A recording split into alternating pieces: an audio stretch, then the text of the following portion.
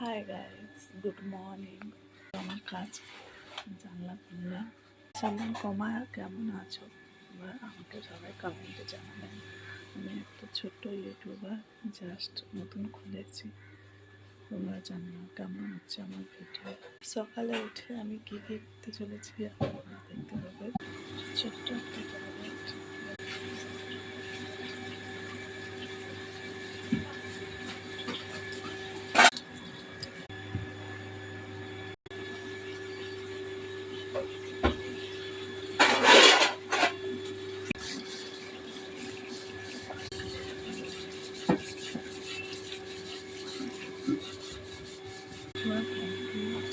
সকালে উঠে ব্রাশ করে রোদে বসে আছে, এটাও ঠান্ডা পড়ে গেছে।